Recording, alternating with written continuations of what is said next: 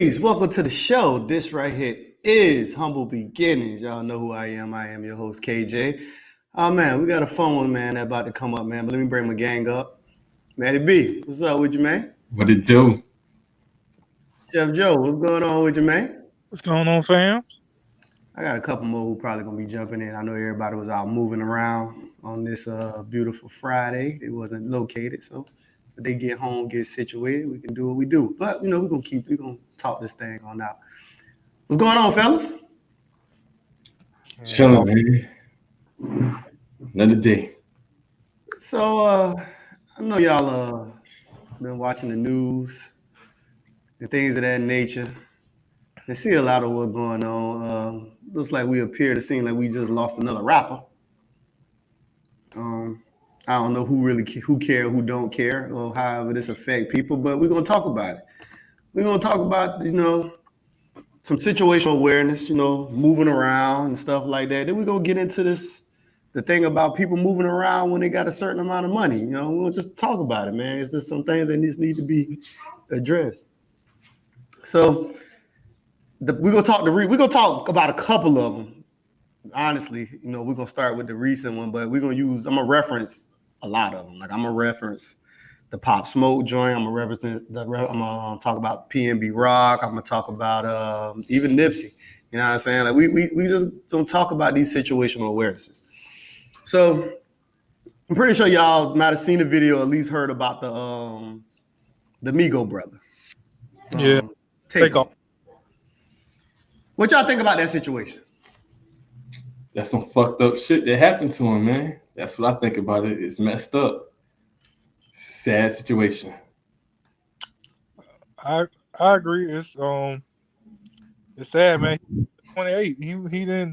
He was just beginning his, I won't say beginning his life, but he was just starting life basically. Nigga, 28, starting to live. I mean, you had all that success, but you still was young. You ain't lived yet. Exactly, and I feel like people who like watch them a lot, because I'm not a super huge fan, but like I do admire what they came through to get to this point. So when they came in the game, all family members, 17, 18, they were a clown at first. They didn't make an impact at first. It was a lot of years of struggle, but they stuck with it. And eventually they caught that wave. They got that hit. Drake jumped on their track. It started blowing up. They got better and better over time. So we kind of felt like we saw them grow up in front of us. Correct. Like 16, cousins and then the uncle, and then now 10 years later, they like the number one rap group in the country.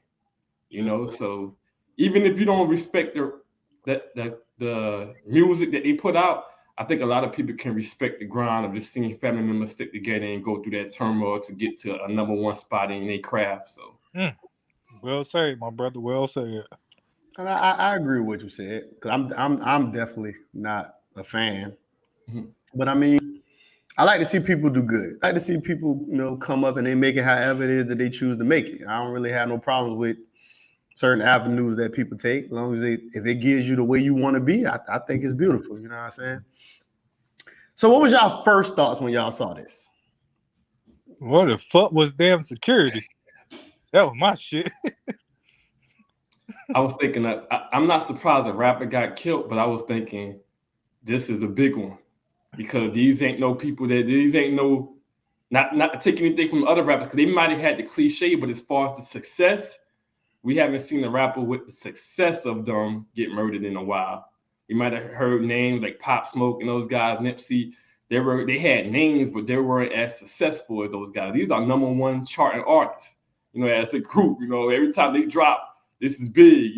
This is like Future, Drake, or somebody like that. Of course, they ain't on Drake level, but as far as a group, that aura around them, you get that. When you hear the Migos. So to see that this happens, you like, when the hell they at? And then like how you said, how the hell they move into a point where they can just get killed like that, and they know how big they are. In y'all opinion, what do y'all think the root cause of this particular situation was? I know it's a lot of speculation and a lot of stuff going on. It's a lot of different stories and all that and everything like that.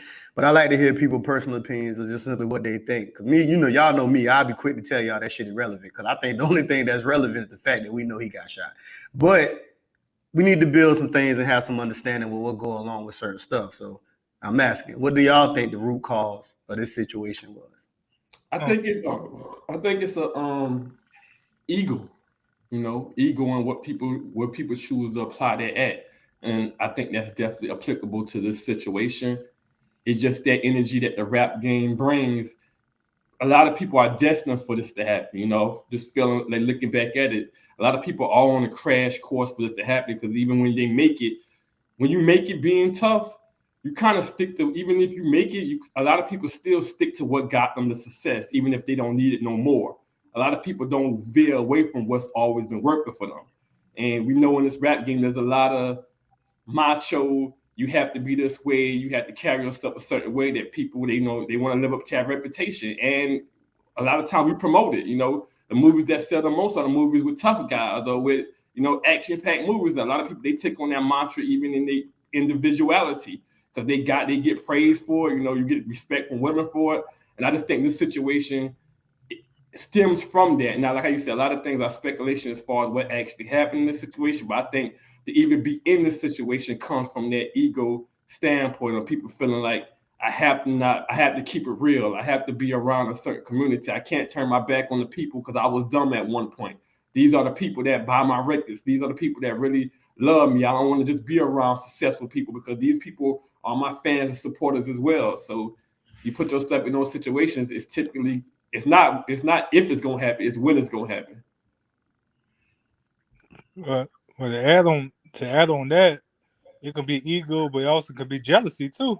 When you in that limelight, when you go around, I have to say it, common folks, like they got that broke mindset, like this nigga come in here all rich and shit, like not giving back or not whatever, and all that.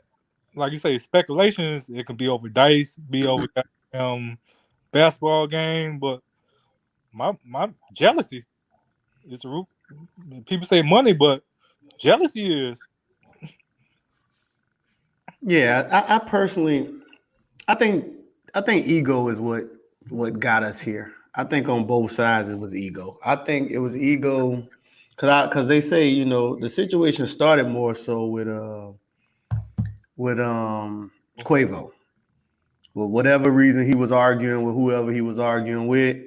He might have been talking some shit. And of course, most people, we know what it's like when you roll with a crew and you go out and you places. Somebody try one of your people, we definitely ready. We ready to go too. We just be sitting back watching like, all right, now I'm about to make a move. We're going to do what we're going to do. It is what it is. But the only thing that because I get it. This like everyday shit. So it's like, it's not really spectacular.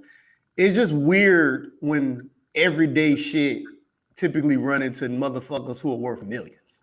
Yeah, like when you got millions, like I guess when I look at it, it sounds crazy to me because like I guess I would be the true definition of a sellout. Like if I got millions, you won't see me in these places. So it's like it's weird. Like I don't know, man. But I definitely think the ego is what got us here. I think on both sides, because we don't know who pull out a gun first. Some people say people from Quavo team. Some people say the other side.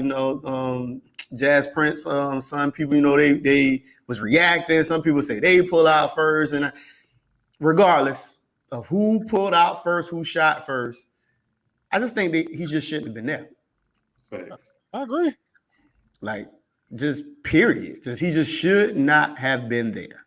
And what's crazy, I understand he might have been rolling with his family and all that, but I also think too, like, because they gambling, right?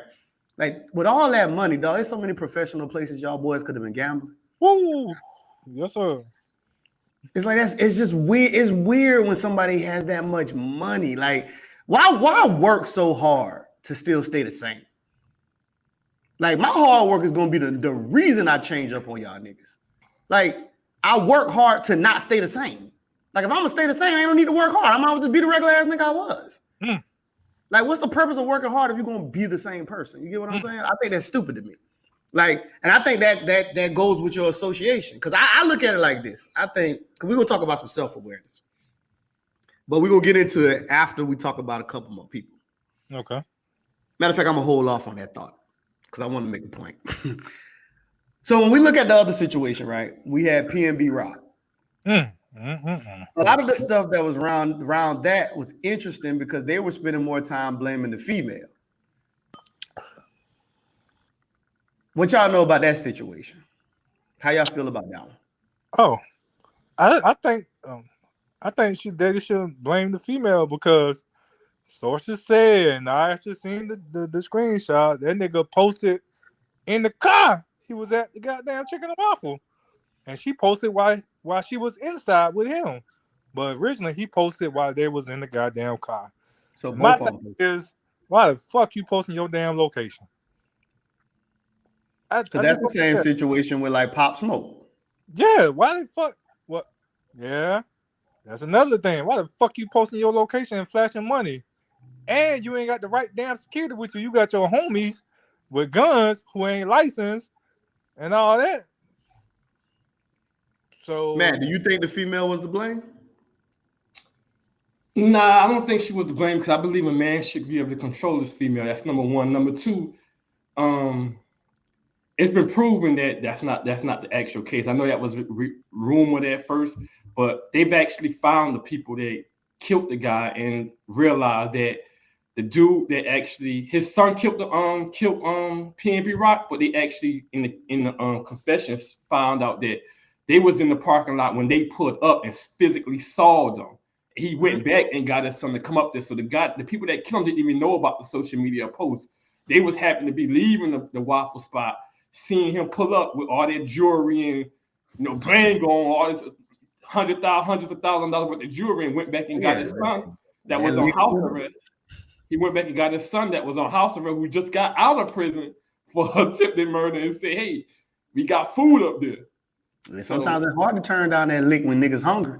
Exactly, you know what I'm saying? But it's crazy.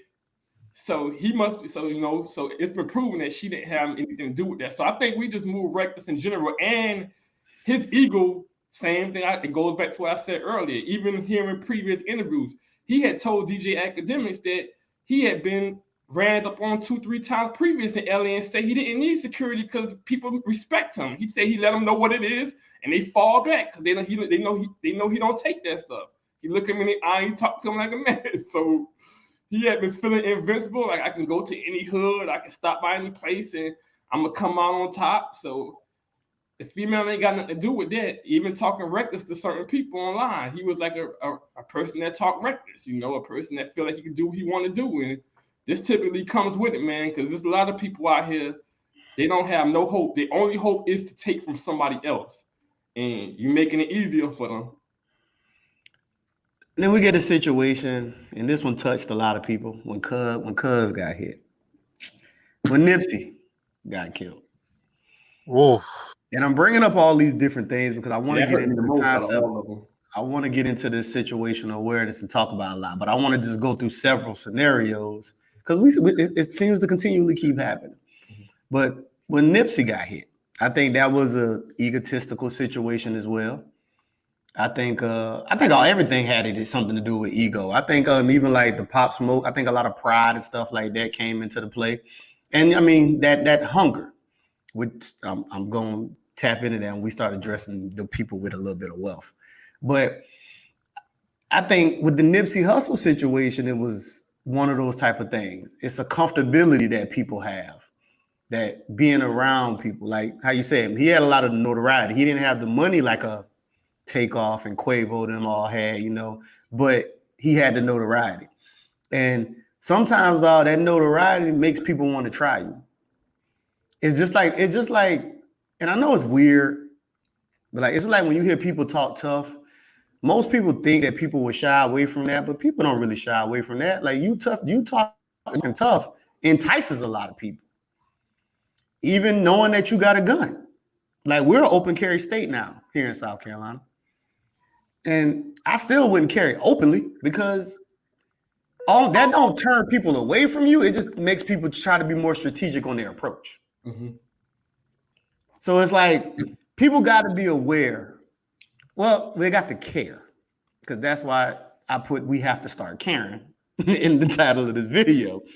We have to start caring about what goes on. Because I'm gonna be honest with y'all. Immediately when I see these things, dog, I immediately jump and I say, I don't give a fuck. I be like, I don't care, because they didn't care. One thing people know me, I always say this all the time, I can't care more than you care. And if y'all ain't taking the time to care about your own life, then what the fuck I'm gonna sit here caring about it for? I don't even care about the people who are left behind, which is, i.e., your mama, your daddy, your daughters, your sons, because you didn't think about them when you chose to be out here being reckless. So why would I care about them neither?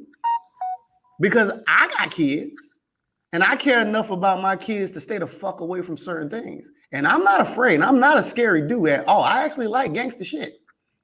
But I know to stay the fuck away. I'd rather watch it on TV, like how I like to watch a lot of martial art movies and shit like that on TV. Even though I do it in real life, I still like to watch it on TV.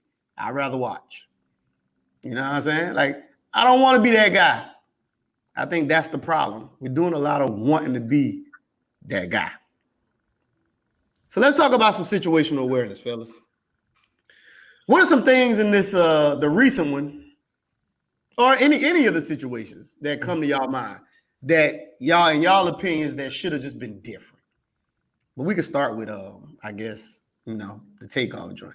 What's something that just should have went differently? I think people can't be. I think you just got to be yourself, man. You got to be your own man. I think a lot of people say they're their own man, but don't realize how much out of control with their own action that they actually have. Because, like, let's say, example, the one thing I like about you, KJ, is like, even if I want to do something, if you don't fuck with it, you don't fuck with it. You don't care if I'm going, if family members going. I respect that about you. You know what I'm saying? And some people ain't like that. They feel like, those my brothers, those my family. I want to go. I don't want to be. If something happened, I want to be there. I want to be in the environment, because you can just tell by Takeoff energy, just like the videos they show. That ain't his environment. He don't even look like he in place in a lot of those situations. He look like he don't belong there. He's off to the side by himself. He's laid back in the cup. Like, people say he was drinking out of empty glass. There ain't nothing in it. You can tell he just don't really want to ask for another drink. They say he don't gamble like that. He don't really do as much drug as them. He just a chill dude. He drank a little bit, chill back. I'm here with my people. They want to be here. So I think that's definitely one thing. You got to be your own man, yo. If that ain't for you, you have to remove yourself from that situation and be like, yo, I love you as a, I think that was uncle. Yeah, I love you as an uncle and everything, but it ain't me. And then I think even if it is you, like with Quavo, if the vibe is off, it may be a little. I don't know the full situation, because sometimes leaving early may draw suspicion. If you just say, hey, I'm out, people may start, feeling the vibe. But if you're in a situation, the vibe is off, and people acting funny, because there's rumors that they've been being antagonized that whole entire time. From something early that was going on, just the gambling, the back and forth here and there. So it might have been energy in the building already that something may happen. If you feel that energy is off, you have to. I remove myself. Like I said, I don't want to be in no situation where I don't feel loved around the people that I'm there with. What you think, Josh? I agree. Looking different. Like Matt said, if you're not around that shit, like, why go? I know you supporting your uncle, and you don't want your uncle to be, out there by himself, because anything can happen, just like what happened to Takeoff.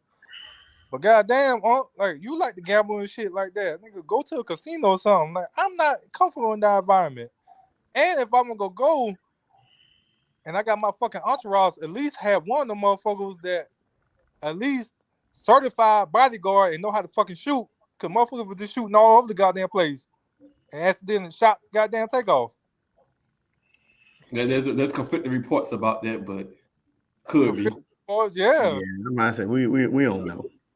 We don't know, but I'm just saying, this has somebody certified that know the scope the place out. Nigga, you in the fucking bowling alley, first of all. What the fuck you doing in the bowling alley at 3 o'clock in the fucking morning? And they say that's a hood area too. Like that area they was like a hood area. I ain't heard. I heard it was downtown. It was actually a nice area. Yeah, they say it was downtown, but they also say that's a hood area too, though. They say it's a lot like a lot of them people, like people who they like people use references like saying like it's like a zoo and stuff like it's wild. Like yeah, it might be a local area, but just because it's local don't mean you still don't get a lot of the same traffic. No, I got it. But even it could have been the best area in the world. The people that they were going in there with are wild. You know what I'm saying? But yeah, I get what you're saying. I don't disagree with that. I was only bringing that out to just help point out the idea of still not being ready. You know what I'm saying? Because those are elements. Those are both elements that are very important. Mm-hmm. The location and the association. You know what I'm saying? So I think those are always the number two. I think it's that. Like location is bad, but then your association is bad too. So it could have been a perfect location, but then the association could have been bad. Bad company you keep. You know what I'm saying? So I think both of them. But we were talking about this earlier. I want to touch on this. And I heard other people talk about this too. And we talk about like the dangers of walking off. Is that a dangerous thing to walk off? Because a lot of people always tell you, you should be the bigger man and just walk away.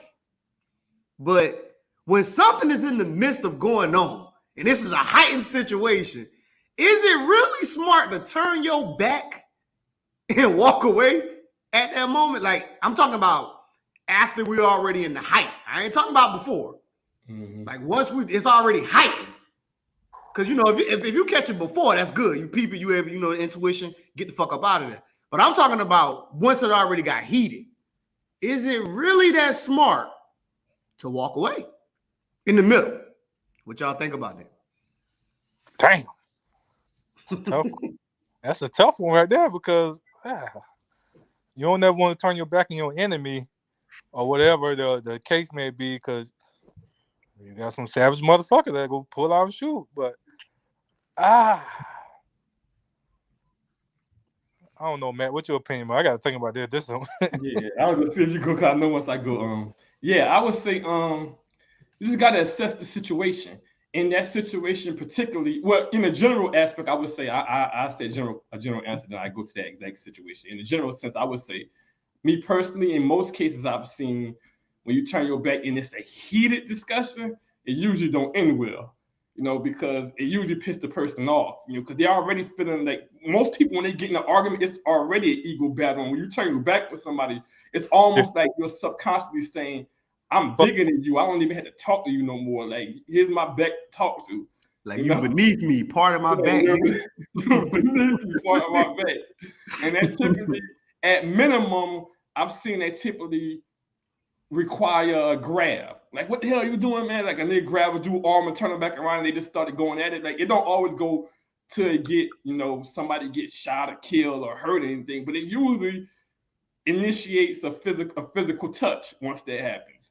So I definitely think that's a dangerous thing. In that situation, it definitely seemed dangerous because they was in the middle of a crowd, and from the outside crowd, they looked like they was boxed in. You could tell there was a lot of pressure because even when the video started, the assistant that's for the Migos, he was behind everybody, and he was grabbing he had his hand like on his pistol.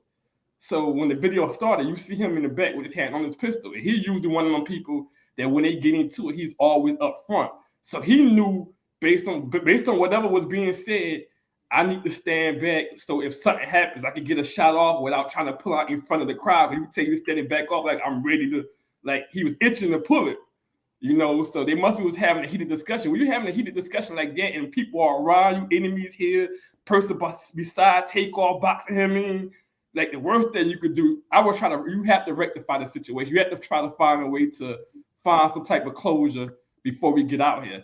And what's crazy is the guy that I think they said he was one of the uncles that was he was trying to intervene, and I would have just rode the wave of him because there was one guy coming in there like everybody calm down, like trying to talk to him. And I think he knew both sides. It was like that's family. So I would have tried to ride with him and try to get him to like let's calm this down. But his ego is involved, so the man felt like fuck that. I'm gonna get out here fighting and hurt somebody and. I don't think that helped it at all, especially if you go turn your back talking shit, like I said earlier.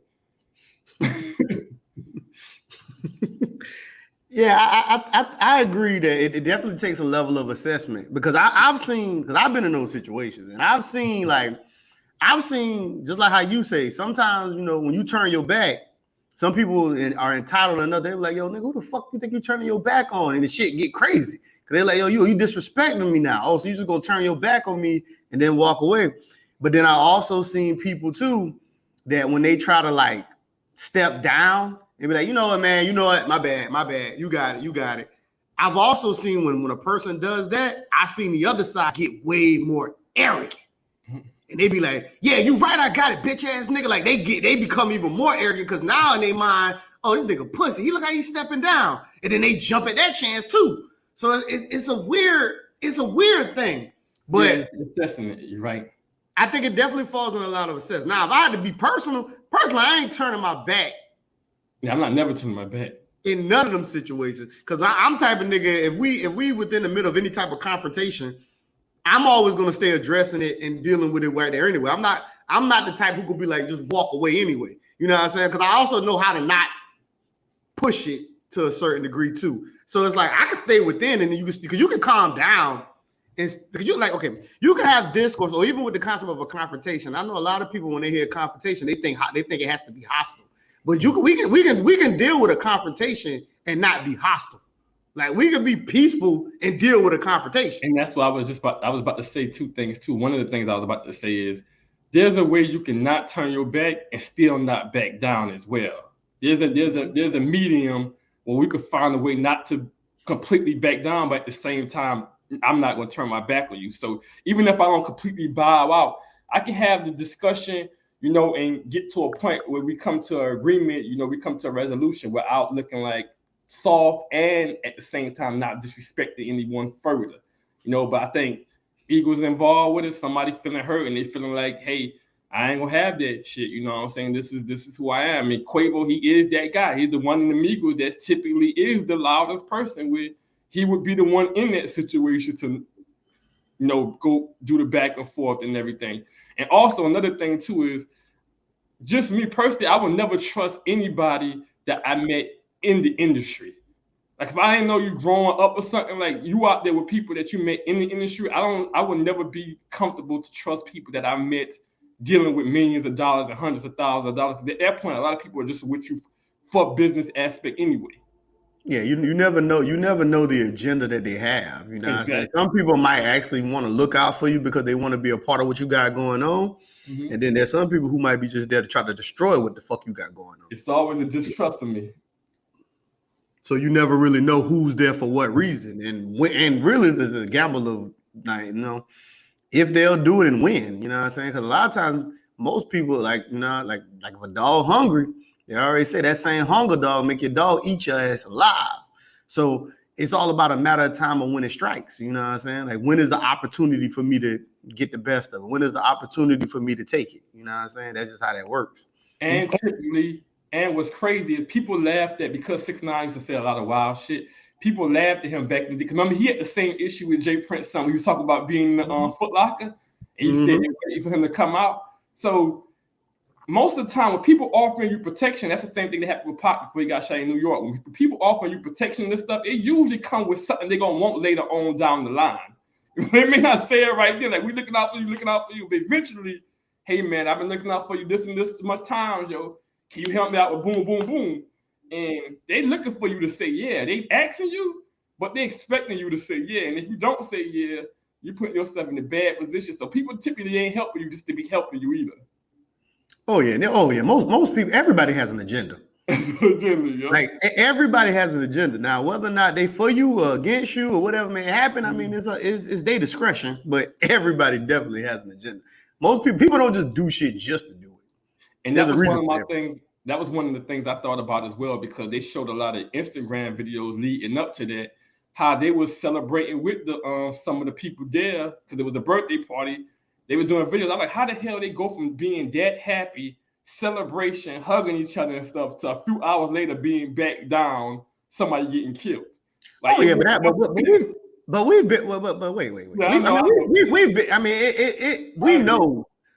I mean, that ain't no different than like being in the club. Like, We Oh, can yeah. go from celebrating, having a good time. It don't take much for shit to go left. It could be a step on the shoe, a nigga bumping into you, wasting some alcohol. Nigga you can be having a good time, and a nigga might not know your girl taking, and he over there trying to shoot his shot, just doing what regular niggas Well, do. I'm talking about with the people that they actually got into it with, like parlaying and having a good time and hugging the people that you actually laid. But that's what I'm saying. But it's the same thing though. No, whether you know them or whether you not, all it take is an argument or somebody to feel or fall in their feelings, right? So you can tell people. I've seen this happen too. I've seen people be super close. I've seen this happen amongst family members. Mm-hmm. People be super close, and you might have like a cousin or something. Like when y'all argue about certain stuff, they might take certain things more personal. Or they like to get loud, or y'all might be in front of certain people and they might like to show out in front of certain people or something like that. So it's easy to go left. And it's like they could just be showing out more. Cause maybe you could I know we've all seen this, right? You done been around guys who they cool as shit, and then when girls come around, they turn into a whole new person. And you're like, what the fuck? Like, so people do it, you know what I'm saying? It's not a shocker. Like, we could be good, having a good time, celebrating all that, and then the right women or female, they might feel like they want to impress, or it could even be guys that they want to impress. And the number one killer when it comes to gambling, the number one thing that has got black men killed when it comes to gambling is that dice game. A lot of people talk about that. That dice game get a lot of claim, a lot of lives. That dude, Duke the Jeweler, just got killed less than a month ago. I know you probably don't hear it about him, but they was talking about that at the dice game. This dice game typically don't lead to good things. I heard somebody was making a joke. They said they ain't never see people leave the dice game in a happy mood. People typically dice game, upset, angry, hostility there. And it's I think whenever you got people who be losing money, because we down here where we at, we run a lot of card games. So niggas do a lot of spade games and poker games and stuff like that. Like we play a lot of cards down here. And those are typically how card games get to. Like, niggas, everybody good until niggas start losing. Then next thing you know, people start throwing some slurs. Like, I've been at one. Like, I said, I had a past homeboy. Used to be cool with it. He gone now, passed away and all that good stuff or bad stuff. But I remember being at a card game with my stepfather, and niggas was talking shit going into about some card games, and the nigga and y'all everybody who know me and know whoever been out with me, y'all know I'm a play the cut type of dude. Y'all know I'm always in the back, posted, just ready for a nigga to slip up. So he was in there arguing and talking to shit. He get into it, and he fucked around and had went slammed shit on the table. And he been talking shit. I ain't gonna lie. In my mind, I was like, damn, well, calm down a little bit, because we out of town. We ain't really local. He got bucked. Them niggas went to go raise up. I ain't gonna lie. As fast as they raised up, I came off my hip with my gun. And I was like, whoa. Let's calm it back down, fellas. Let's tone this down. Because it doesn't take much for these situations to go left. Correct. And that's the whole point of the story. It really don't take much. And we know how we talk shit. And it could be even about like sports. Like when we get passionate, it's some people who know how to talk shit and just let shit talk be shit talk. But then there's people, when they shit talk, they take it personal. Yeah. Because there's some people, when they talk shit, they start getting degrading. They start throwing these slurs. It's a weird setup, man. And it boils down to like, can you take it? Can you not? Are you with it? Or you not? It's a tricky situation, man. I done been in it several times, man. I done see how that thing play out, man. I got a question for you guys. That's a good one. Especially for you, Kev, because you do security. Let me ask you a question now. Outside of security work, even though you do security, analyzing a situation, right? Let's say example. Chef Joe do armed security and all that too. Okay, yeah. So both executive protection. This is a perfect question for y'all. If I'm in a heated argument, right, and let's say we all went there, right, and y'all close to me or whatever, and I'm in a heated argument, and we there, and it's 3 of us, and it's like 15 of them, 15, 20 of them, and it's a lot of guns there. You around a group of people, if you happen to show that firearm, it ain't gonna be no situation where you say calm down. Once you around a group of people, once you show that firearm, you're going to have to use it. Because if you don't use it, they're going to use it. What point? Because like I said, dude was gripping his chrome, but he didn't pull out. They pulled out first, or allegedly certain things happened.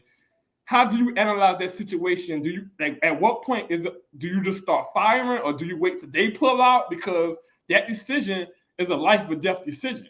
You know, people are great. You see people around me got the gun, they ready to pull out. Do you just pull out and start busting when you expect, okay, it ain't looking like it get no better, or do you wait till someone how do you analyze that situation? Because it's a tough one. I have a question, bro. I'll go first. Am I on duty? Am I like guarding them, or I'm just with you or whatever? Let's just say I'm with you, because it's a whole lot of legal aspect I have to consider before I do this shit. Because okay. I'm a private investigator, so I'm certified by the state, so I have to be on duty. I don't have to be on duty, but it's a whole lot of legal ramifications. Yeah, I got to know. It's different. It's different steps. It's different steps to keep you safe. It's different steps that you're gonna have to do. Let's say you wasn't even in that career, but you got certain training, but you wasn't even in that career. You off duty, or you're not even in the career at all. So like a regular friend of yours. Basically, you just hanging out. You just hanging out. Yeah, you just hanging out. Okay, you just hanging out. How do you analyze that? How do you analyze that situation? Take away the legality of it, and think about getting the person home safe. Oh, well, private citizens could protect another private citizen. So, yeah. Well, do you pull out before? Do you wait till they pull out? I mean, do you wait till they pull out, or do you pull out first? If you see that it's not going, like, it's a tricky situation because you pulling out, they may not have pulled out, and you may make it worse. But if you don't pull out, I may get killed, and you may be wishing you should have pulled out first. Me personally, I don't, and bro, we got quick draws, so I'm gonna wait. So for my safety, I'm gonna wait till you pull out so I can feel threatened. I'm not just gonna pull out because then they gonna feel threatened, and they have the right. So I'm gonna wait till they pull out, and I'm gonna say, look, I feel threatened for my life. I'm protecting me and my friend. But we see that situation where I'll let Kevin answer that. I throw this in there, but we see situations where people hesitate to pull out, or they waited till the other team pulled out, and the other team put out, and they got 2 or 3 of their partners killed, or a family member or themselves killed. And I'm sure it plays in their head looking back at it. I should have pulled out. I had a feeling it wasn't going right, you know. So, like, what you think about it, KJ? So to address what you, and I'm gonna go through the whole thing, but to address what you just added, but you can lose either way though. And I agree with what Josh said, because you can get your people killed either way. Because the reason why we have to wait is because you don't know what's going to happen. A lot of times, if you pull out first, you've now enticed everybody else. So now this might have been a situation where this might have not happened. Of course, yeah, you don't know. And we could have kept people safe by not doing it, or you could have pulled out and everybody else got happy because they saw you, and then everybody else started shooting. So it's a tricky situation because we could have lose either way it go. You get what I'm saying? Because pulling out, being the first person to pull out is dangerous. And then it's like, I get what you're saying when you're like, yo, they pulled out first and then being too late. But I would rather be the person on the side of being too late than being the person to pull out first, in all honesty, because I don't want to be the one who started the shooting. Yeah, you're playing defense. You're playing more defense than offense. I get it. Because we really don't know what's going to happen. This situation might just be with words. Just like old buddy, you saying who was ready, but he didn't pull out. Because remember, this is a whole group of people who done been hanging out with each other. So he's not quickly pulling out because these aren't like enemies who came from across the street. And he's like, oh shit. So he's like, this could just be arguing. Yeah, and you got people that are trying to mediate it as well. You know, everybody ain't just hostile. You got people that are trying to, like, everybody calm down too, so you kind of hesitant. I just feel like I looked at that video, and that's one of the things I thought too. Cause I was like, it's a tricky situation because I can see myself, like, if you say example, you Kev, you in the middle of that, right? And it's getting heated. At a certain point, if I feel like these guys, I know one of these guys is going to shoot. Like, I just see it ain't getting better. And I can tell, like, especially if I know, like, say if I got history, that didn't make it. But let's say if I got history, I know these guys are killers, and I can look in their eyes. I can tell by their body language they're about to shoot. I I don't think it's kind of hard to tell because it's a tricky situation, but at some point you have to fight. I might feel like me fighting first is gonna save his life more so than me waiting because I feel these niggas about to pull out. Agreed, but in the legal aspect, your ass going to jail for goddamn starting a goddamn shootout. Not necessarily, according to Wiz, not necessarily, because if you feel threatening and there are guns there and y'all are the people that's being backed down, sometimes I've seen that not be defense, even though they didn't pull out first. So it's according to state laws and stuff like that. If so, I'm gonna walk through the beginning. So if I'm hanging out with someone and this situation was, say we was in the same type of setup, and I see shit getting heated, shit arguing. The first thing I'm gonna do, I'm gonna be like, yo, like my man who arguing. First of all, if it's like three or four of us, I'm gonna be tapping the ones who aren't in the argument first, because the nigga who in the argument ain't being as vigilant as we think, because he too busy. He carried away, emotions are high. He ain't really paying attention. He arguing about what he arguing about. He probably ain't even thinking about certain stuff. So I will make sure everybody else when I be like, hey, yo, you see what's going on, such and such, such and such. Hey, everybody right here. Hey, we need to get up out of here. And I'm gonna add on to what you said. Yo, I've been around a couple of these guys and some hitters out here. Some of these niggas are shooters. We need to be exiting. We need to get up out of here. And I'm going to finish. Let me throw this in there. And you see people are trying to calm it down. Even if I'm trying to calm it down, you see that they're getting closer and closer and getting more anxious and anxious. So you see that the calming down ain't looking like it working. Yeah, I don't even care about the calming down part. Got you. If I already see that we at this point, I'm gonna be like, yo, we need to get up out of here. We need to be able to get up out of here, because at the end of the day, the objective is for us to make it home safe. So after I alert the 2 or 3 we with, or the other 2, I will be grabbing, like, say if and then just using this for example, say if, like, the nigga who will be playing Quavo position, I'll be like, hey, bro, we need to go ahead and get up out of here. He'll be like, what you mean? I said, look, dog, we need to get the fuck up out of here. We gotta go. Say that, everybody gonna be looking at you while you say. Yeah, I don't care about that though. I'm not. I still gotta try to deter my people away from the situation. I don't care about people looking, because I'm not gonna. First of all, I'm not gonna give off energy like we about to do something crazy. No. Yeah. But you're saying that ready to draw though, right? If you're saying that prepared for battle. I'm prepared. I'm prepared to draw. I'm prepared to draw before this argument even started. Gotcha. You get what I'm saying? So I'm ready to do whatever is necessary, but we still need to be like, yo, we need to get up out of here. We need to go. Because if you see us getting heated, and if I'm looking around, if I'm analyzing the landscape and I'm seeing like niggas looking itchy, and I'm looking in some eyes, and I'm like, damn, I know this dude. I know this dude, the killer. He's just waiting on opportunity. Like when you know something is that heightened, it's like, yo. All we can do is be like, yo, we gotta get up out of here, because it's the shootout is bound to happen depending on how far we push it. Yeah. So it's like, especially if we outnumber, it's like, dude, we don't want to be in the middle. So we need to at least be able to get as far away as possible. Now, if some shit go left, we already in too deep now. So if we can't get away, we just gotta do what we gotta do. Like, there's really no way we can go around it. If we in the middle, all these dudes standing around, niggas looking itchy, all this other stuff like that. Like, if I see it look that tight, all I can do is when I tap the man that's arguing, I'll be like, bro, hopefully if he don't have a gun on him, I'll be like, hey, I'm just whispering. I'm whispering is it. I'm like, hey, be vigilant. And then I'm gonna step back. I'm not gonna stay close up on him. I'm gonna step back, because I need to be able to see this layout a lot better, and I need to be at a proper position where if we got to start firing, some of us gonna be able to make it home. So we're gonna have to spread out now. Now we gotta get into tactical mode. Like, all right, this is how we gonna do. Hey, go ahead and go over here. Hey, you go over there. We gonna go ahead and back up. We're not gonna stay up under you because shit is hot. And if I've already told you we need to go.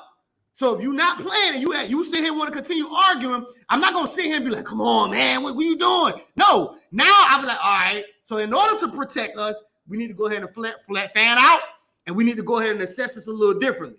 Because I see a couple of these guys, I know a couple of these guys, these some killers. So we just got to be ready. We got to be ready now.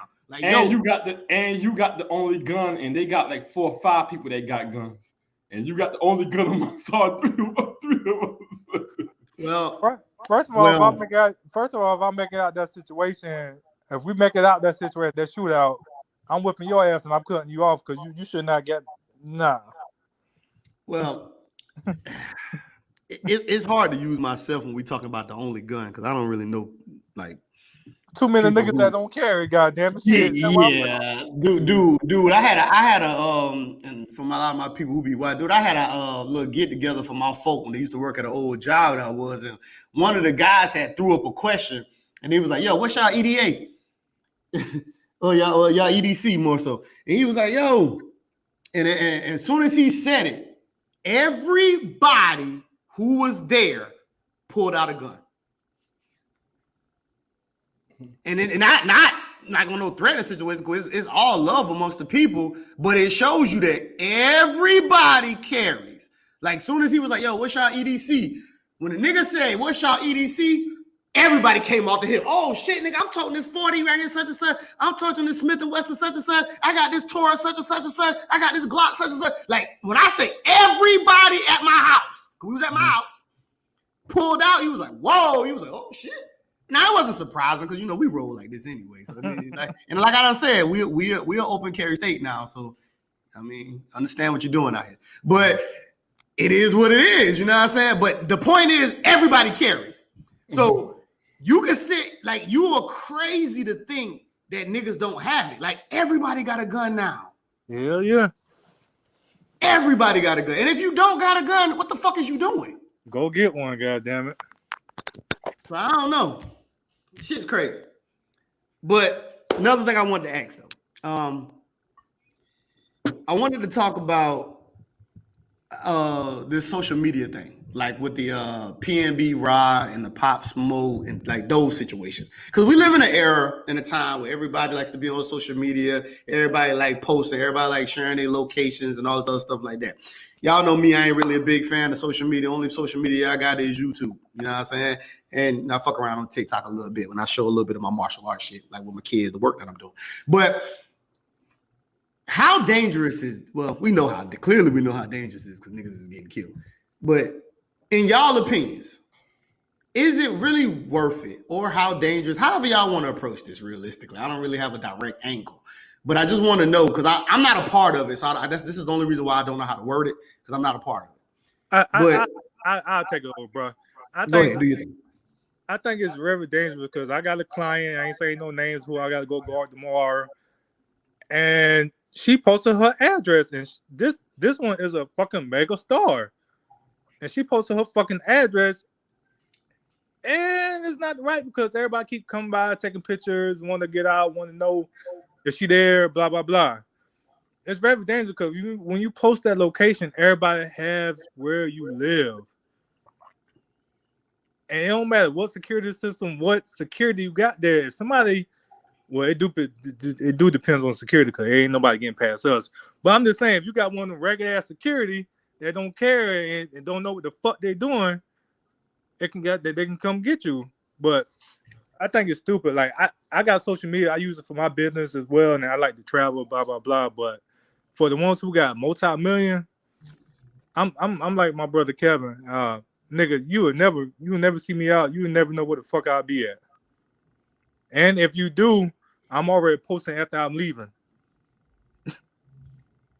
Yeah, I think it's very dangerous because a lot of people are opportunists. So people letting people know their everyday moves, especially that, people that want to be, it's cool to be in touch with the fans and people that support you and family members. But like when you let people know your every move, you're giving people a lot of access to you. You know what I'm saying? And even when we used to hear rappers all the time talking about like MTV Cribs. They used to make jokes about how they watch MTV Cribs to learn how to stick people. We see now that it ain't a joke no more since social media came out. It's a lot of people getting hit and robbed and stick up. Even if you want to go take it outside of entertainment, outside of celebrities. There's been an upkeep in robberies in prestige communities because of social media. They talk about that too. Even like these rich family homes that get burglarized and stuff because their daughters are on social media or family members posting stuff and everything. You're letting people know I have this in my house. You know, this is how much money I spend this week. This is what I have in my bank account. This is how I'm moving. Like, it's just not a smart thing to do, and it's very dangerous, you know. So it's hard. It's easy for people to hate on you when you're doing good in life anyway. And now when you're marketing to people, that makes it even more hate comes your way. So it's definitely a dangerous thing. Yeah, that's just weird, man. I guess it's weird because I'm not into it, but you definitely give people a lot of access to you. A lot of access to you. And like I said again, when you get a dog that's hungry, what you gonna do? That same hunger will make your dog eat you alive. That's like Josh, you ride in Atlanta all the time, and you showing on your Instagram that you ride with Rolexes in your car. You go around, you eat at this place, so you eat Rolexes in your car. You know what I'm saying? You got this much money in the dashboard and stuff. You flossing on the gram and stuff. It's like, okay, now it's a lot of people that's broke. They trying to find a way to make money, and it's hard. But it's easy 10 minutes can change their life. It ain't nothing to you, but it'll change their life. I mean, I agree. Mm-hmm. But the only thing about that, nigga, you gonna have to find me. Yeah.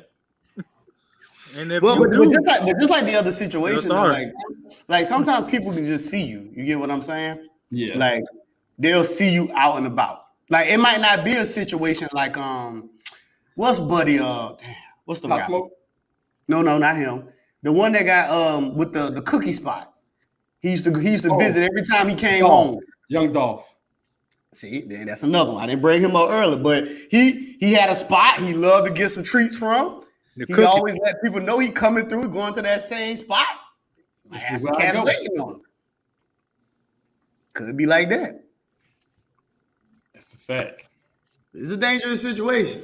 Let's talk about this, man. I will say one thing though, as far as the rappers, a lot of these rappers they do come with an energy as well. Because there's a lot of people that post, they do have an energy of I'm tough and I keep money on me and nobody bet I mess with me, which could be also adding on to that. I don't understand toughness, man. Mm-hmm. You know what'd be funny, man? And I be always talking to people, and people always laugh when I be saying this. Cause people be like, yo, you pretty tough, right? I was like, hell no, boy. I'm the opposite of tough. Couple black belts, got a lot of guns. I ain't tough at all. See, toughness is durability. Durability is people who can take beatings, people who can go through this. I ain't going through this shit. I'm gonna stay the fuck away from it. I'm gonna be smart. I don't want to be tough. I'm not about, no, we're not doing this.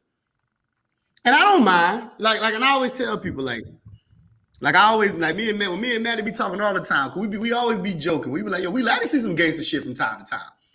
But we intelligent enough to know not to be a part of the gangster shit. Like we smart enough to be like, yeah, they wild over there. Let's go ahead and avoid this. Let's go ahead and stay away from this. You get what I'm saying? Like, I get it. I understand it. But we gonna stay away from it. And it's funny because this is a lot differently than what I used to be like. And this is one of the reasons why I speak to this. Because I used to be different. Like, I never liked going to the clubs, right? And the only thing that made me used to go to the club is because every time when like y'all would come back, everybody was like, yo, this shit right here happened. Yo, these niggas was this right here. And this was this right here. And this right here. And I'm like, damn, yo, y'all niggas stay getting into some shit. I'm like, yo, I want to go to the club too. But I'm only going to the club because I'm waiting for some shit to jump off. Because I used to like when shit jump off. So I'm not going to the club to have fun. I'm just going to the club to do what I normally do. Watch my people have fun. I'm going to sit back with a beer, maybe some Hennessy and Coke. Because back then I used to love me some cognac. You know what I'm saying? And I would just sit back and watch and wait for a nigga to get out of line. Whether we was going out of town, when we was attending all these parties, because, you know, during the college days, you know, we was hitting all of them. We was traveling. We was in Georgia, North Carolina, all these other stuff. We was hitting all the parties, nigga. We was moving around. Like, we was everywhere. And it was like, I only go just in case I go as an insurance policy. If some shit jump off, I got you. Because I ain't going to say no names, but, you know, a couple of people like to get drunk till they couldn't function. So niggas got sloppy. So it's like, yo, y'all niggas need somebody to be watching over y'all. Y'all need a guardian or something because y'all niggas be reckless. So So I used to go just only because of that. Because I never really liked clubs. I never did. Be honest. Them shits has always been fucking stupid. I also never liked strip clubs. You know, me and Josh, remember me and you argued about that before. I never liked strip clubs and I never liked nightclubs. Like I was never into these things. Like I don't care about shit like that. But I used to go because I used to like to watch my people have fun. And when I would sit back and watch, I'm like, yo, y'all boys have a ball. And then like watching y'all have a ball, I had a ball.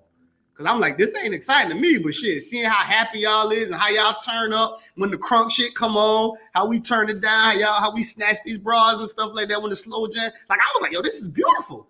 Cause everybody's having fun. But personally, I could go without. You know what I'm saying? Matter of fact, to be honest with you, the only time I used to enjoy going to the club was when we used to hit that one spot out of town, and it was mainly white people. In Colombia? Yeah. Oh, okay. That used to be the only time I naturally had fun because when I went there, I didn't have to be on edge. I was actually able to sit back and enjoy. I was like, you know what? Oh, this is a different vibe. Because one, they didn't allow smoking and all the other stuff like that. So I can leave out the club at night smelling like my cologne that I put on before I went in the club. You know what I'm saying? All the weed, smoking, all that other shit ain't going around. All that other stuff like that, shit all in your hair and niggas acting crazy. You know, it was a different vibe because it was a different group of people. It was. You used to get fucked up. Then the niggas evaded it, and then word got out. The niggas caught word of it, and then the niggas invaded, and then the shit got shut down. And we done been in those situations many, many times too. The whole team of us.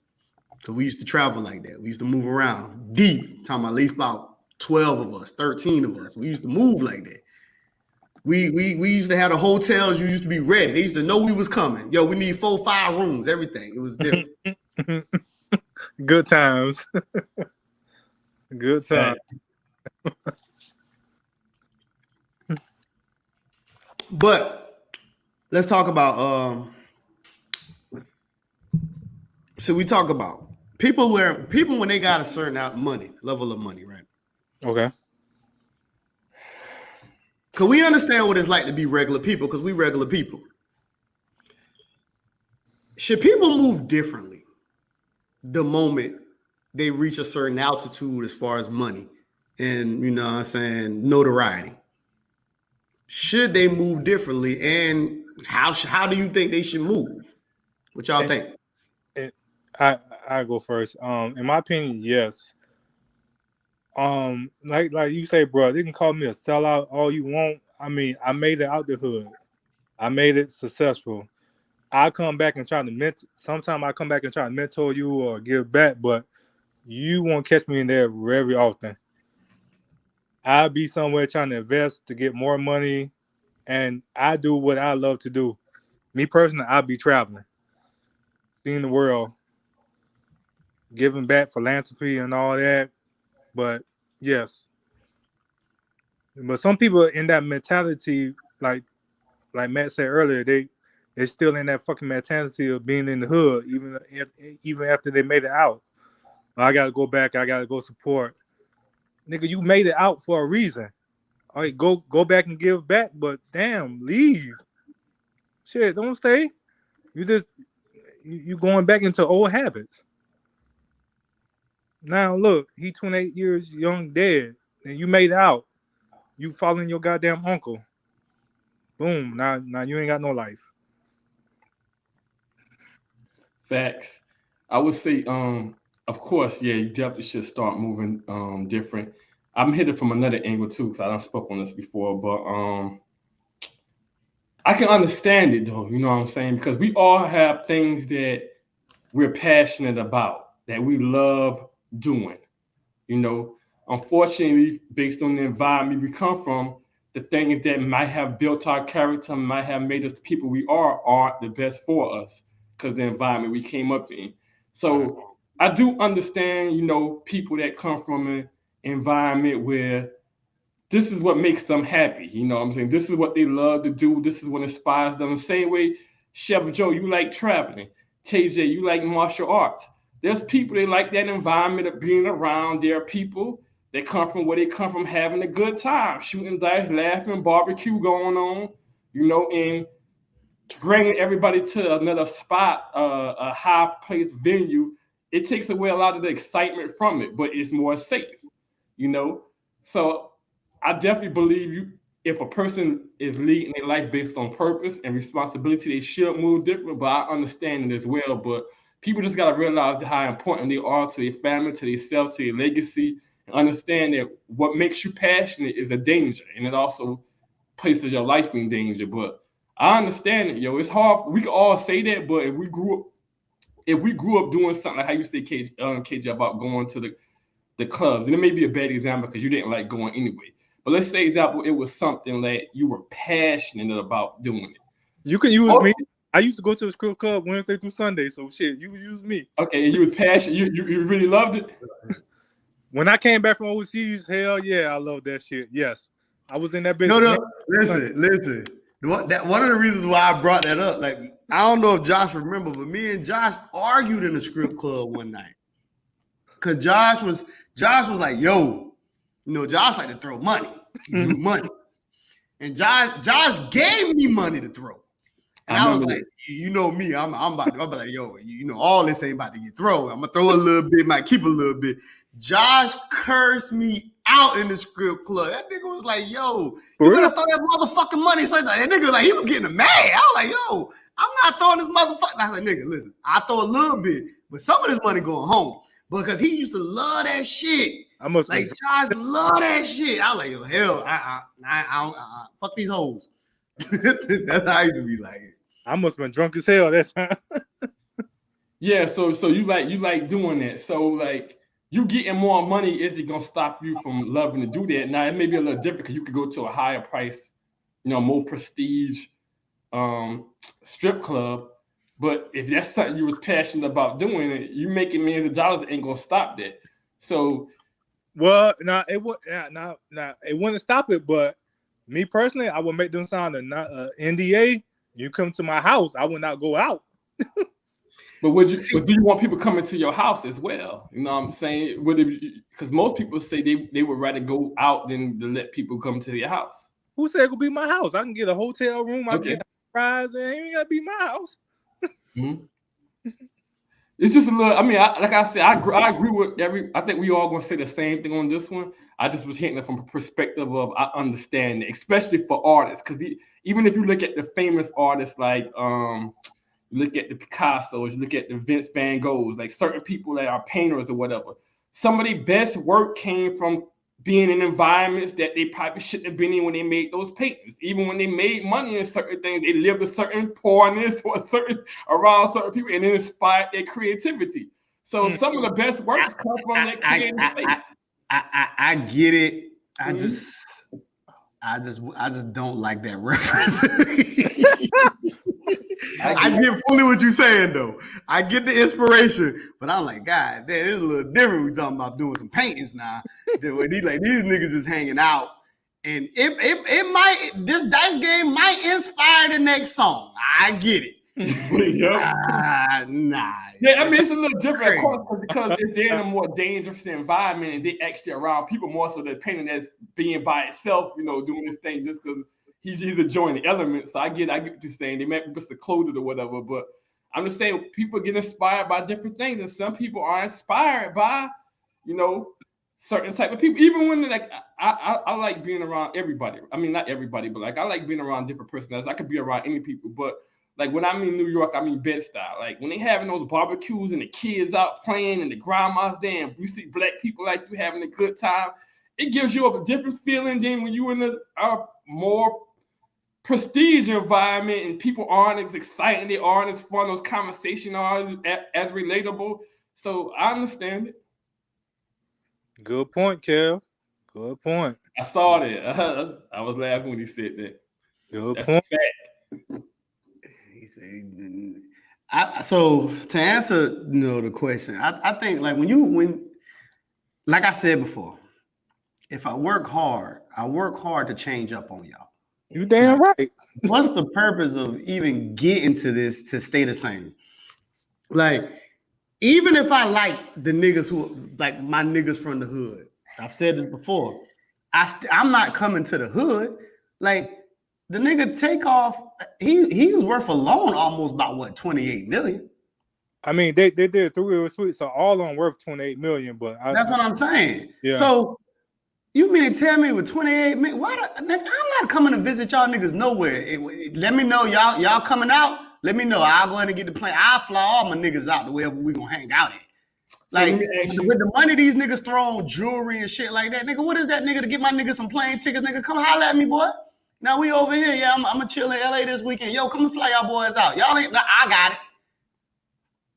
Like this easy work. This is simple. well, some of these people, to be fair, and I'm sure you will say you still wouldn't do it. Some of these people are going around their boys and stuff, bringing them out, but their boys and stuff just happen to be criminals, or the people that they bring like criminals. So even when you go, even when it is your boys, everybody ain't cutting their friends off either. So some people bringing their boys is dangerous because their boys might not be like our boys. It goes back to what I said. Mhm. Location association.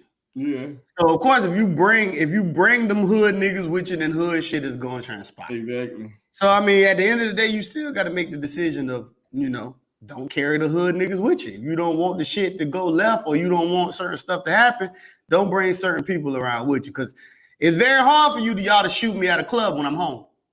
But this is the thing too. I got a cousin in New York, right? He did like 20 years for dealing drugs and stuff, and he don't like going to like Brooklyn's pool spots because he done had situations there. He like going to those Midtown Manhattan with prestige people, which I understand. You know what I'm saying? Like he'll get mad at me if I go to certain environments, but I like going into them Brooklyn spots where it's a lot of of course it be game bangers and everything there, but I like them gritty spots where the music is blast and then people having a good time and just a different vibe. But I understand people that they want to go to some prestige spots as well.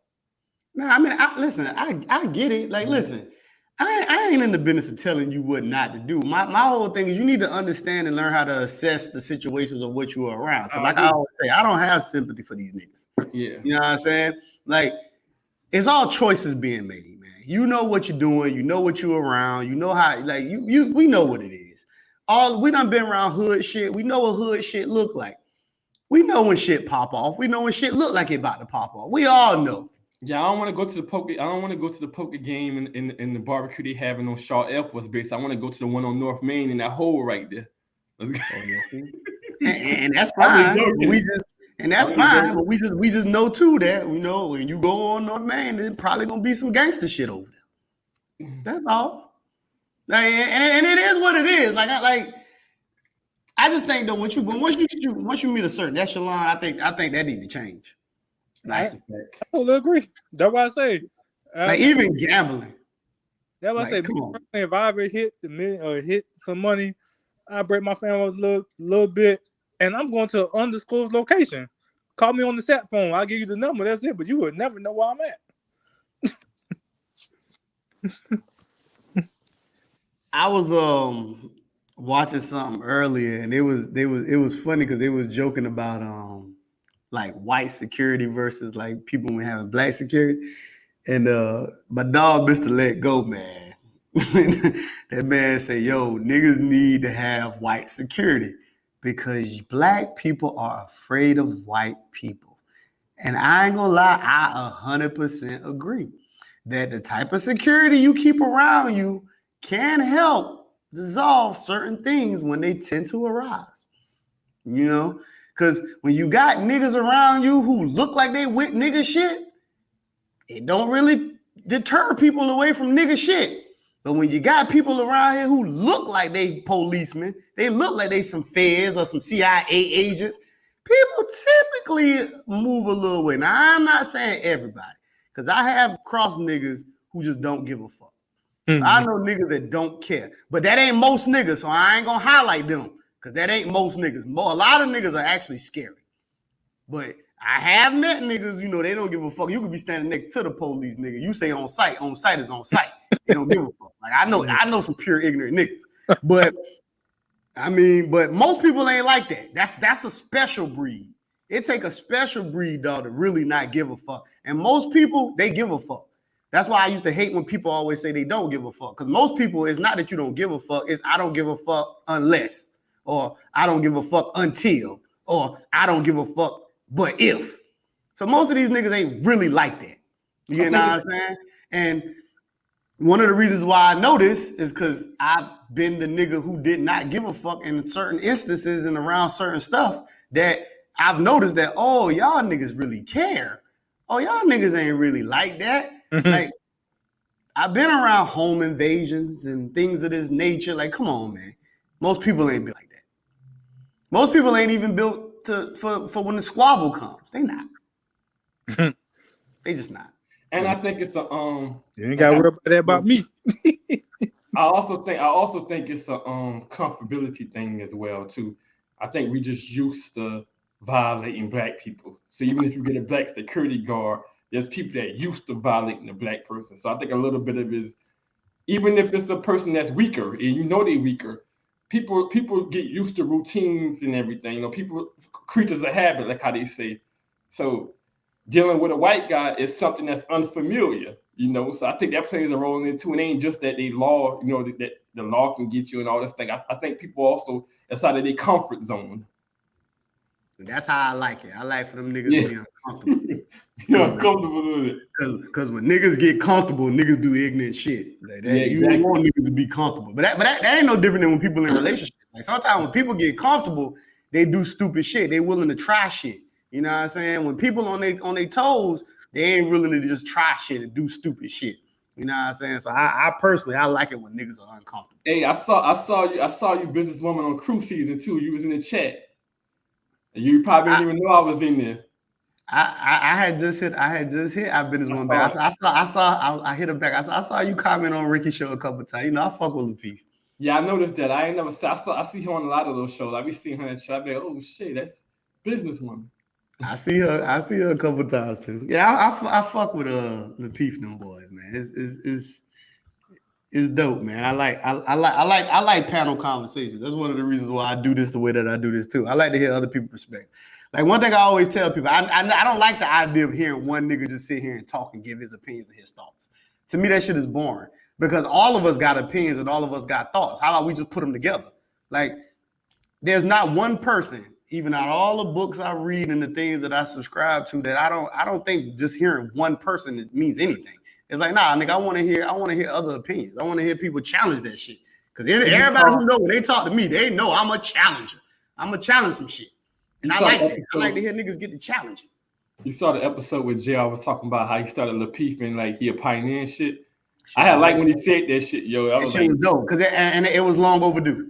Yeah, long overdue because a lot of people take him for granted. I was like, oh, that's he normally quiet, but it was definitely long overdue. I like to hear that too. I like to hear him talk about how he came across certain. I like that. That shit was long overdue. I agree though, because I see it's a lot of panels and stuff down. A lot of them people I see, and even on other things, they come from under his wing. He was one of the first original people doing panels. Like people were doing one-on-one interviews and stuff.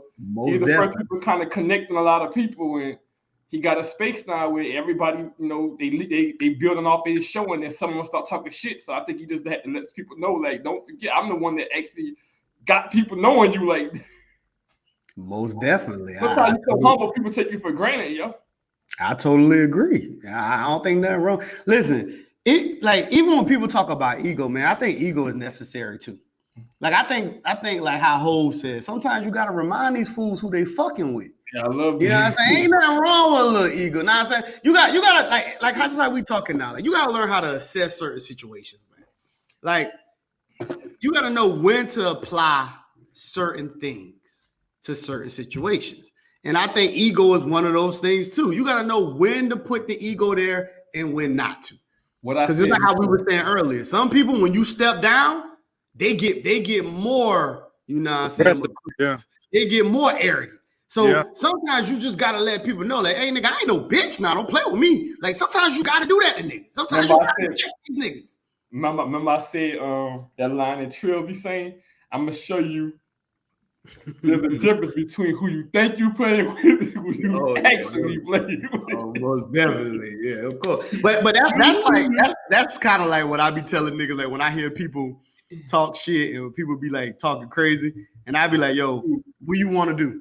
And I always say, what do you want to do? Because what you want to do is a big difference from what the fuck you gonna do. Mm-hmm. You know what I'm saying? In your mind, you might be like, yo, I might want to steal off on his ass. But in your heart, you like, you know what? I ain't about to steal off on that nigga. That nigga, he get it in. Like, so you might want to. So I always ask niggas, what you want to do, nigga? What y'all want to do? Because most niggas ain't gonna do what they want to do. So man, I can tell the way you addressing me, you have a perception of who you think you're dealing with. Now now it's my duty to show you who you actually dealing with. I'll take it. but see, I be torn in between, man, when stuff like this be coming up, man. Because this perception up that you have of it's me. like I always say, I like gangster shit too, man. Like I like to see a nigga do what he say he gonna do. Yeah. You know what I'm saying? Like I like to see shit like that. I like when a nigga be like, hey, look, nigga, I done told you. And then I like for that shit to come into fruition. But that's just me. Cause it's like I know what it's like, dog, to be amongst people and not play with niggas. Cause there's a lot of people, cause I like So let's talk about life. There are people who know me who don't know my name. Mm-hmm. They only know me as Killer. Yeah. And when I talk amongst certain people, like certain people only expect certain things when they deal with me. Certain people only know certain things. Some people know that some people been with me from the jump. They know how wild and how I could have been, and they know how I've transformed. They know how different I am. Like, but even with all of that, it's like a lot of us, we don't lose things that we are. We just adapt to the new lifestyle we trying to move with. Mm-hmm. Like, I'm every bit of as gangster as the rest of them. I just don't choose not to be around gangsters because I know that I have that same viewpoint you got. And I know how dangerous this is going to be for everybody who's around. You know what I'm saying? Like, I'm not afraid of none of these niggas. I don't mind going to war. But I'm not stupid neither. Like, I'm not just going to ignorantly throw it away. But I will tell people like, yo, man, you might want to be a little cautious now because shit can get crazy around here. Just be aware. Let me ask you a question, Chef Joe. I already know what you're going to say, KJ, so I asked for Chef Joe. So, like, these people a lot of times deal with people like dude went to the Migos, went to the party because of the connects. You know, they in the same business or whatever. So let's say example, chef.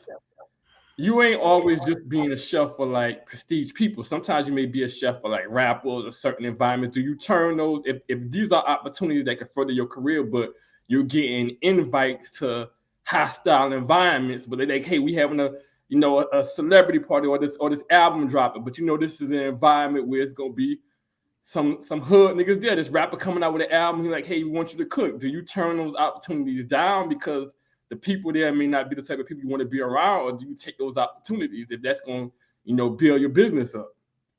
I take the opportunities because, like Kevin said, I'm gonna look around my situation. I'm gonna cook, set up, and all that. But me, and do armed security too, and he's a part. Yeah, I just thought about that. Yeah, too. So it's like you telling me that ain't no different because that's also another. See, what's gonna happen is I'm gonna hit you with both jobs. I'm like, not only I'm gonna cook, but after I get done cooking, this pallet is laid out. Do you want me to go ahead and tap into my other field because I also do executive protection? So you want me to go ahead and make sure everything's straight and keep do some security around here too? Because I do both. So I would like. I think that's really. I wouldn't turn it down neither. I think that's just a aspect of being able to tap into other things. But to add on that, I'm looking around my surroundings because you gotta forget I was prior military. I got PTSD. I don't like being in large crowds. First of all, so I'm looking for the nearest exits. Like, damn, can I get out this way? Can I get out this way?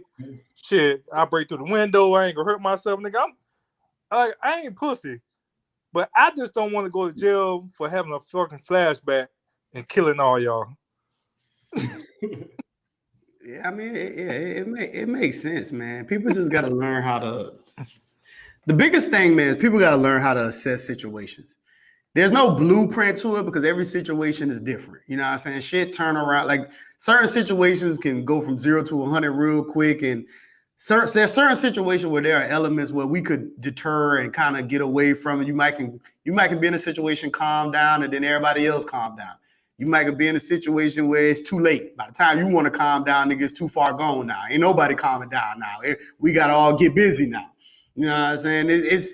it's just weird, man. But I think people really got to learn how to step back and start assessing what's going on around them. Now, my advice would be just don't be in a place with all these niggas. I don't like being where a lot of niggas congregate. Exactly. I don't give a fuck if it's an African rally. I don't want to be around them dashiki wearing niggas neither. Because I know what's underneath the dashiki niggas. So my whole point is me personally, I don't like being with too many niggas congregate. But I think everybody need to learn how to be like, yo, is this worth it or is it not? And this is why I say too, that I don't even feel bad for the people who are left behind. Because if you know you got a family, then you need to make sure you someplace where your family can be able to see you tomorrow. So if you don't care about your kids being able to see you the next morning, then why the fuck would I care about the father they lost? And I know it might sound cold. I know it might sound a little harsh. That shit cold shit, but I mean, you got a point. That's just who I am. And one of the number one things I always stand on in life is that you will never get me to care more than you care. So if you don't care, I don't give a fuck neither.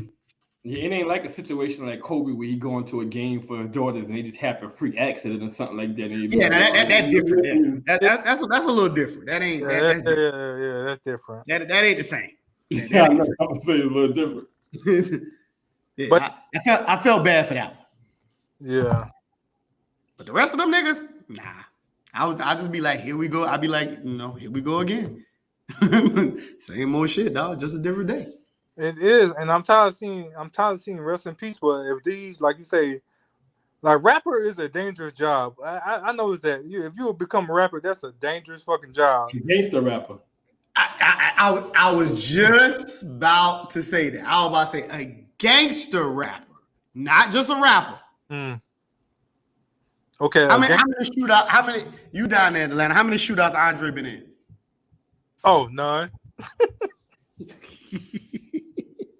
I got what you saying. How many shootouts y'all think y'all gonna see Lupe Fiasco in?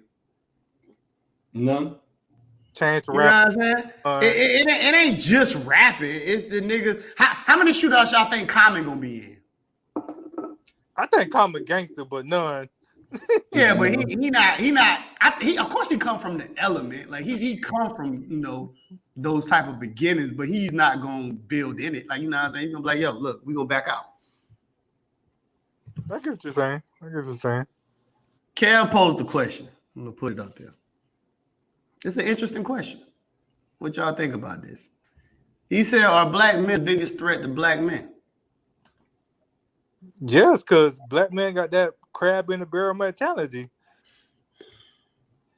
What you think, Matt?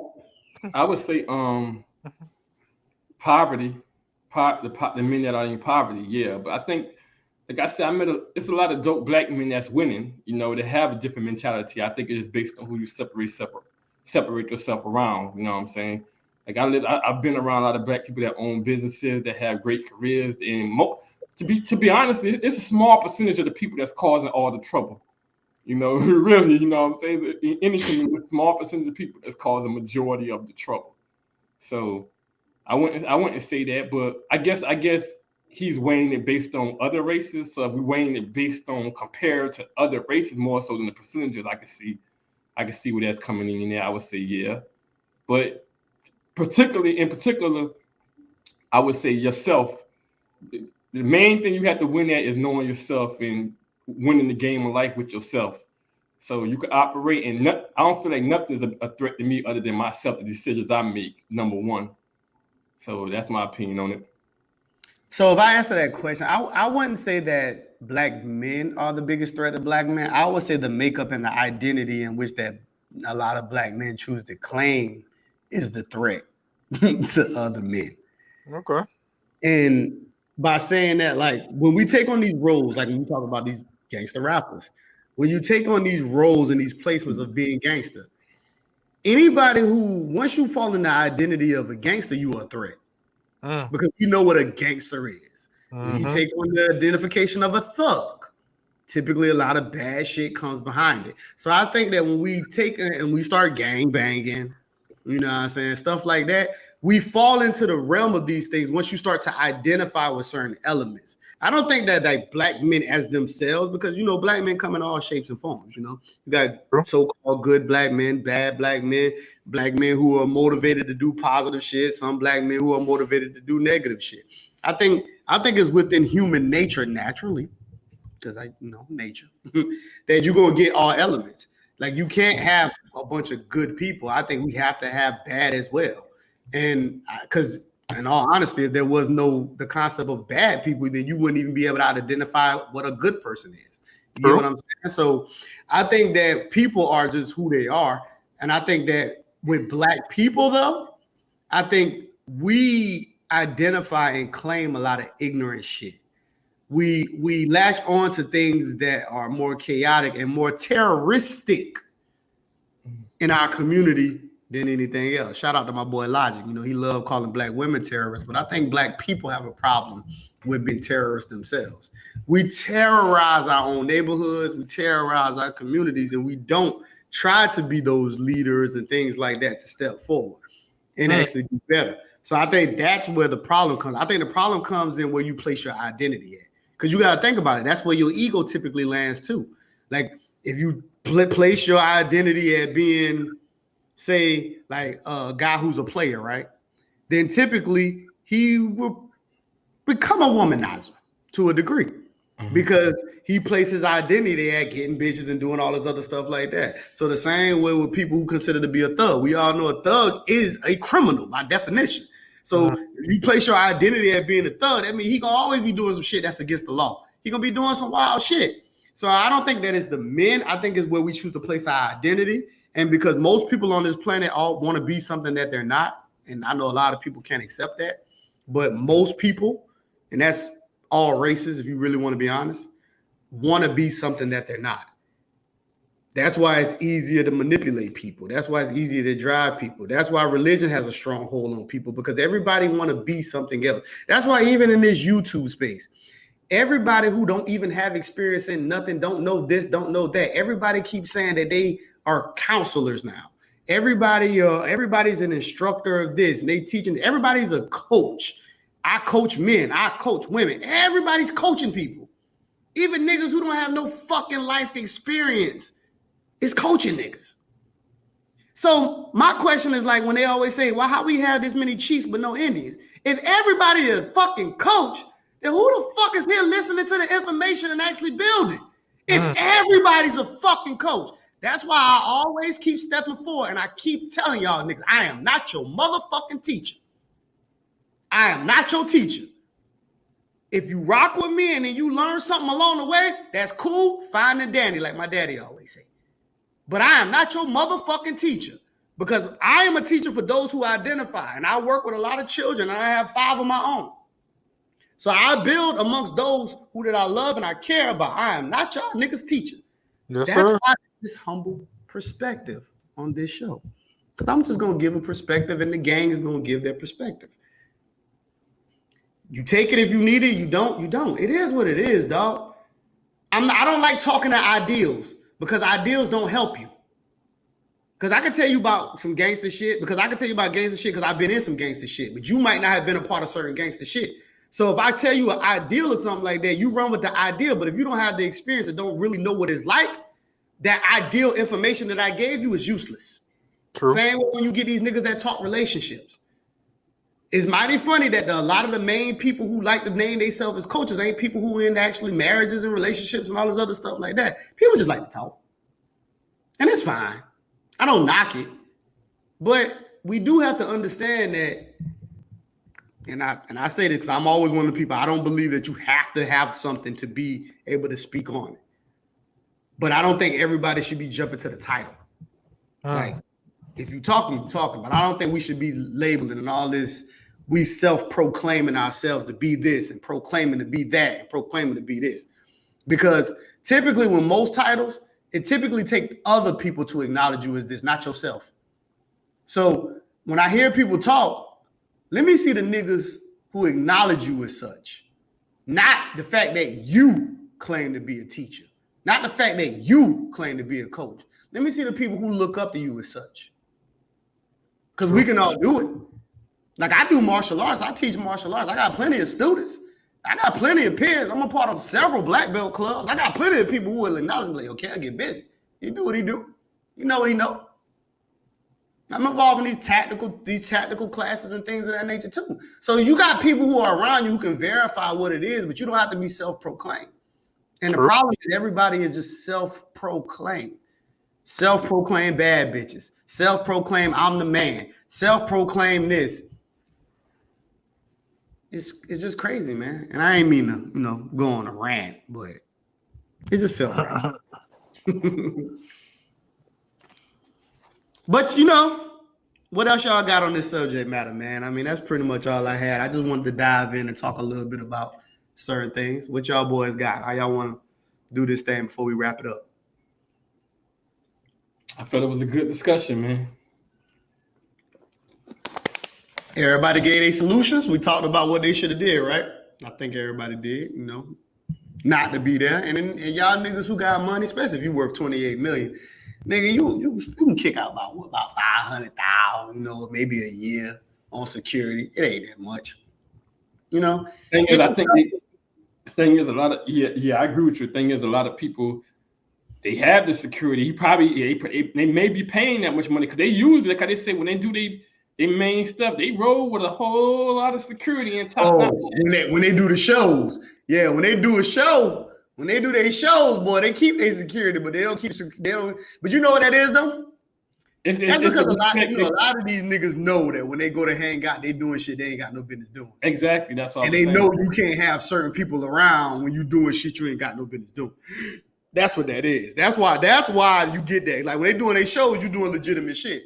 So of course that nigga don't mind having security. But when they hanging out shooting dice and whether they smoking weed and might be doing other drugs or whatever may have you and all that shit, might be doing some wild shit. They step away from it. They be like, nah, I ain't gonna get no security. Even if they ain't going to do nothing illegal, I think it's the respect that they try to have for their fellow brother. You know what I'm saying? Like I think your brother asks you to come out there and they may be doing something they ain't supposed to do, and they be like, hey, don't bring no security, we got you. I think a lot of people, they want to show their faith that I trust that another black man can hold me down. And that shit, it went left. Oh, before we get out of here, I did have a question I wanted to ask y'all opinion. How detrimental y'all think the loyalty to this hood is? I know we could talk about some of it, you know what I'm saying, about how people feel like they got to go back and feel obligated. But the question to y'all, how detrimental do y'all think that loyalty to that hood or these hoods or just that peer group they feel that they represent? Yeah, I think it's stupid to be. Yeah, that's why I was about to go with it, just the peer group. I think it's just bad altogether. I think you can still be smart, move strategically, and still show respect without letting people dictate how you should move. Because I think that's a lot of it. I think people get into this rap game or in any industry, whether it's like, let's say, example, a different career, martial arts or whatever. And people feel like these are the people that came before me. So if they tell me to do something, and I respect them, I'm going to roll with it. If it ain't safe for you, if it's detrimental to your family, your life, where you want to go in life, I think you should just stay away from it. I think that's a lot of it. People feel like it's the hood that support them. It's the hood that made them number one. It's the industry, the people that came before them, the Jay Prince of them that paved the way for them to be able to get to this position. So when they say, hey, I need you to do this, boom, boom, boom, some people feel obligated, and it can lead to your destruction as we see it. Yeah, I think like how you opened up in the beginning and you was like, people need to be themselves. Like, one thing about me, man, everybody who's been around me always can know, like, I've always been who I am. Like how you said earlier, if I fuck with it, I fuck with it. If I don't, I don't. Now, ever since I was in middle school, I had a motto: get with it or get away from it. You know what I'm saying? If you're going to be a part of it, if you're not, it is what it is, or whatever may have you. So I think people do need to learn how to just be more themselves, and they got to learn how to have that acceptance for themselves. Because a lot of times that's typically what grab people and pull people out to these certain events and certain avenues, because you want to be accepted. You know what I'm saying? You want to be accepted around certain people and all of those stuff like that. But one of the reasons why that always stuck with me, because my grandmother on my father's side always told me that. Because whenever I would go down to Corsville, South Carolina, I would always sit on the porch. You know, I got plenty of brothers and sisters. When they out there running around in this country playing and stuff like that, I would always just sit on the porch, man. It always would take me. It's funny because I would go down here like every weekend or every other weekend, but I would always chill on the porch for like an hour or 2 hours before I would even get out there and play with my siblings. And then she would always be like, yo, just be yourself, Kevin Jr., because, this whole KJ, most people know I'm a junior, so. It's like, she'd be like, yo, just Kevin Jr., just be yourself, just be who you are. And that's something I never had a problem with doing. Like, even me and Matt's connection and how me and him got close was upon that same element. You know what I'm saying? Because Matt took more like a class clown type of a role. He a lot more serious now, but most people don't know. We were young. Matt played like a more goofier role. And a lot of people might be like, yo, why are you cool with this? But one thing about me, man, is I always look at people for who they are. And I always said, I don't give a fuck about who your people are. Like, I'm not cool with you because you cool with somebody else. I fuck with people as individuals. So if I fuck with you, I fuck with you. I don't care about who the fuck your people is. And me and your people aren't friends because I'm friends with you. And that's just always how I've been as a person. So I just think that people should just be themselves and not get themselves caught up in these type of. I had a point and I forgot it just that quick when I typed that shit in. I was about to say, I see you say you was about to add one more thing. What was the last thing I said? Do you remember? It was something I wanted to add in. It's important. Damn. It's gonna come to me after we end the live. I know that.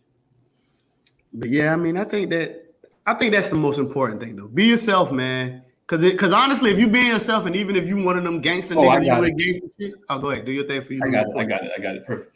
I will say this too, though. I want to add this caveat in there. I think that, and I may be mistaken. I think that we do face an issue when we rise to success because the hood is the only place in the black community. The hood in the black community is the only place where when you rise to success, you have to change completely.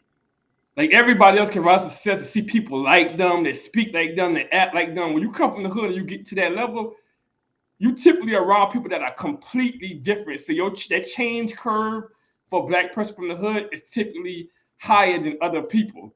And that's kind of the difficult thing, because I think like when a white person rises out their neighborhood, they're going to find people that's similar to them. They're going to find crowds that's similar to where they came from. But you come from the hood, you come from North Main or South Side, and you get to LA or these prestige neighborhoods, people ain't like you. So you typically have to make a complete change. And we are the only ones that typically have that big of a change to make. So I think that plays a role in it too, with people. And most people want to be around people that's similar to how they came up.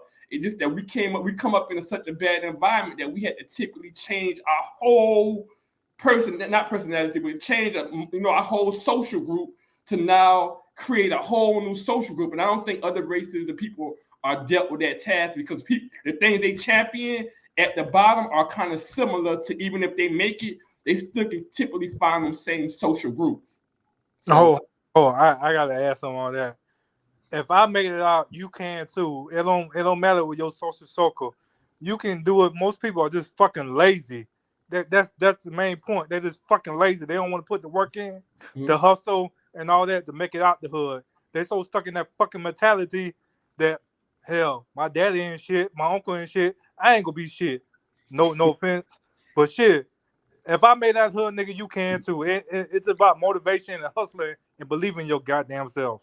I agree. I think it's a different point than what I made, but I agree with you on that, because I'm talking about just like the things we typically, the shooting the dice. You know what I'm saying? Like the things we typically are, we do as a child that we come up on.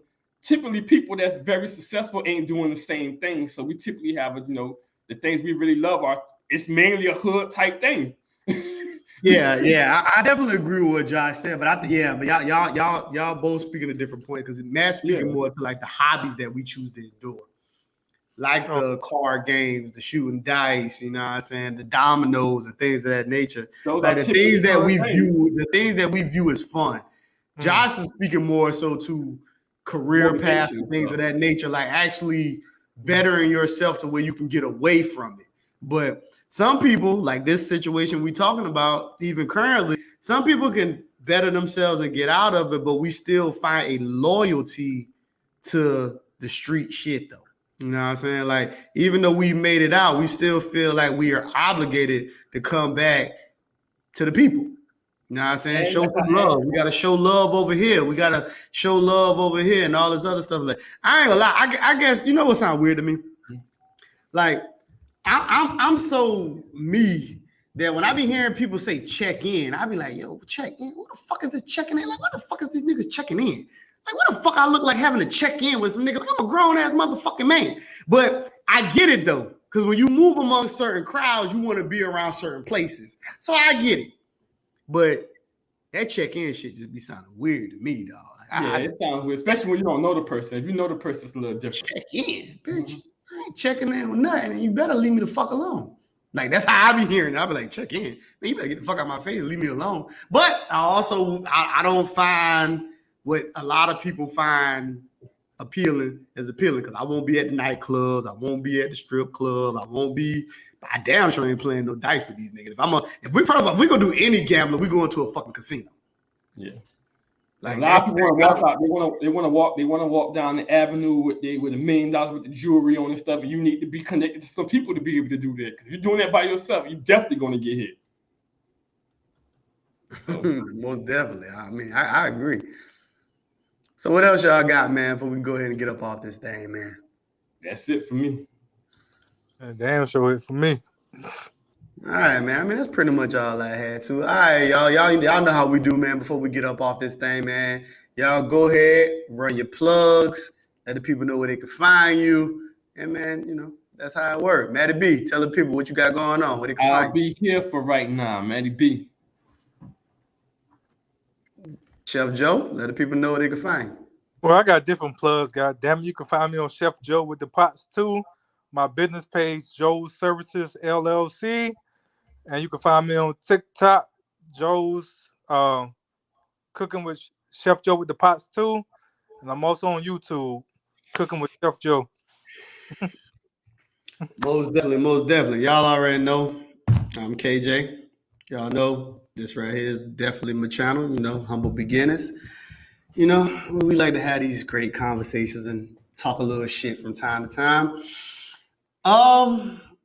I'm gonna say this out loud because that way it'll push me to do it. The past couple of weeks, man, I've been tired, man. I've been doing a lot of work. I've been tired, man. I ain't been putting this work out here like I'm supposed to be doing, man. I've been tired. So I'm gonna definitely put out a show Monday though, because I got like 3 shows lined up, man, that I should have already had gotten out the way that I wanted to dive into it, but I was just a little tired, man. I ain't really been able to get to it. But hey, I'm definitely gonna do a show Monday night though. We're gonna definitely do it. I got a good one for us.